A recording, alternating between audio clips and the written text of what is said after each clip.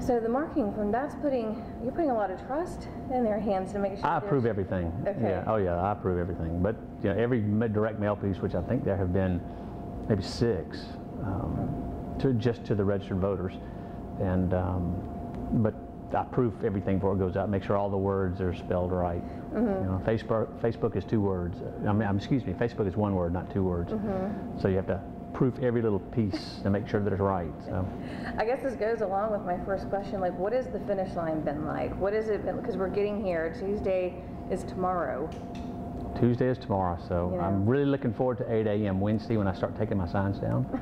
But until that time, we've been out waving signs. We've been working the voters list hard. I've got a good group of folks that are calling people they know and texting folks and saying, please vote, please vote. And our focus was to drive the early vote.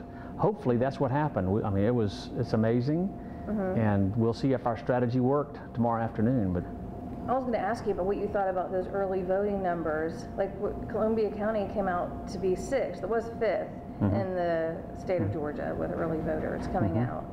Well, it was, again, hopefully, we started about 3 weeks out with the voters list, and I had about 35 people, and each person was trying to find 100 people that they knew and then push them to vote. And so hopefully that worked. I mean, I got a lot of great feedback from it. I've received because you get a list, you get a list to see who's voted, and so we've tried to match that up as much as possible.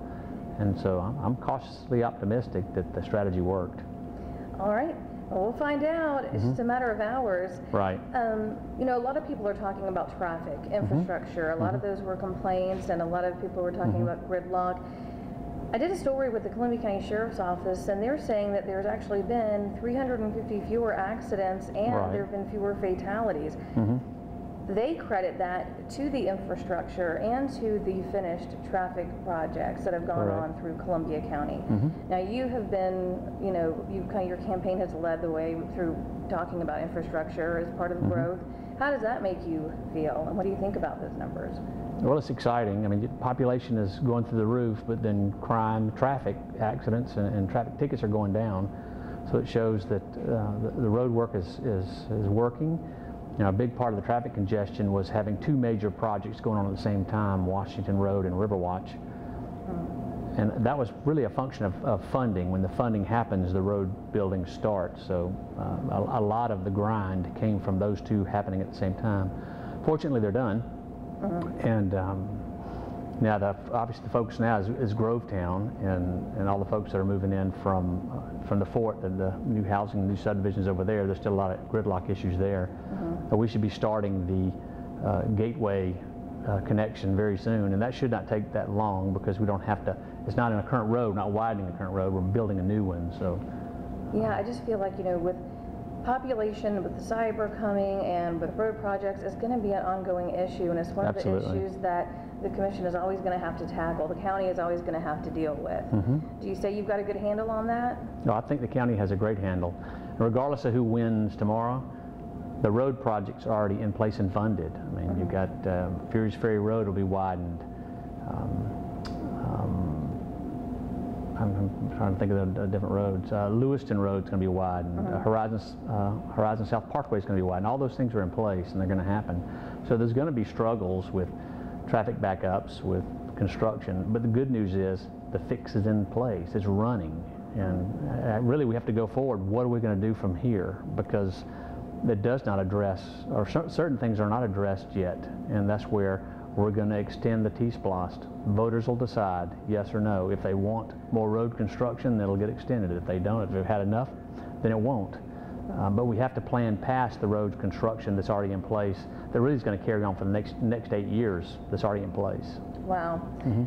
I know, it's not, I guess it is good, you know, let the voters decide, because I feel like a lot of times they feel like they're not getting that when you hear their complaints. Oh, absolutely. It's the #1 issue. When early in the campaign, we ran polls to see what the real issues were, and I perceived it was traffic, but it's always good to have some type of validation. But it was #1 by such a large margin that the growth questions were in the everything else was single digit, and the roads like 30 or 40%. But again, my perception is we had the exit off of I-20 that was a problem, which is now fixed, and Washington Road and Riverwatch, which were both under construction, which wreaked havoc in my district, first district.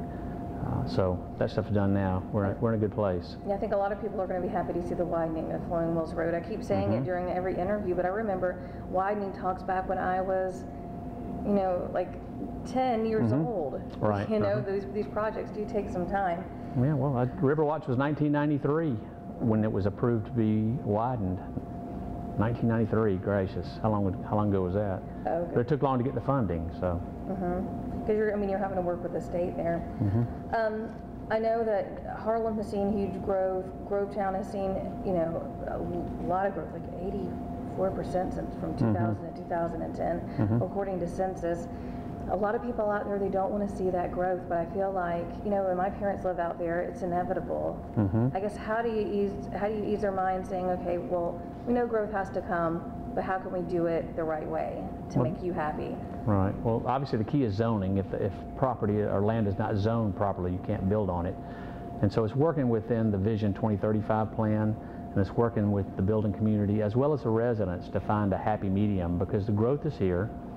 Columbia County wants the growth. It's more than just houses. It's economic growth, and you have more folks in the community spending money than if you cut hair for a living.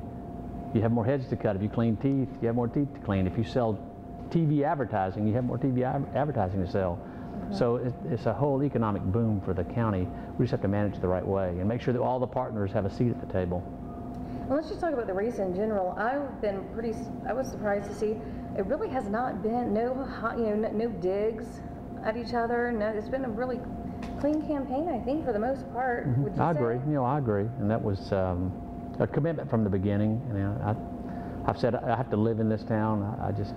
I'm going to win or lose with as much honor as I can, and it's just not worth tearing somebody down. That's for myself. Well, I think that those are good ethics to have as well if you're going to be taking a leadership position, not to tear people down. I mean, that goes into, you're going to have to take a lot of that if you win into the seat there with you.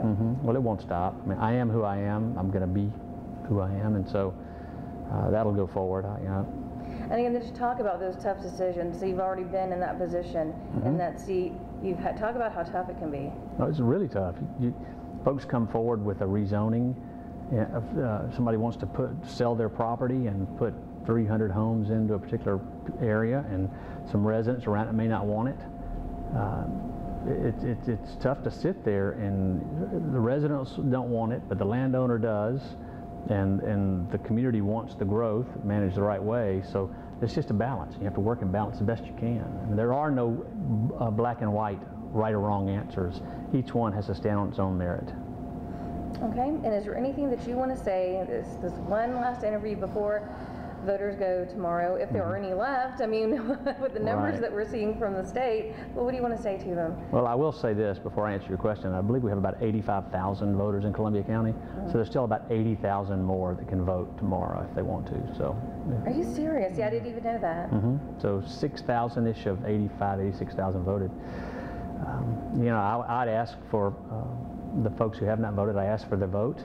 I'm a businessman. I work in the private sector. I balance budgets. I don't get the income from taxes. I'm not a career bureaucrat. I have a really good grasp of how to make and grow jobs, and I'm committed to keeping Columbia County financially strong, solving the infrastructure issues, and just being an overall good leader. All right, I'm going to bring this up just because I know that people have gotten this in the mail, because I got it in the mail, and you talked about money. Pam Tucker sent out a flyer and kind of called you out a little bit for spending more than $100,000 on a marketing firm for your campaign. I don't know if that was, I'll ask her around 2 o'clock, if that was her way of showing that she is this fiscal conservative, but what do you say about that? Do you think that shows in any way how you manage money for the county, or how you would handle it? I think it shows that I know how to win.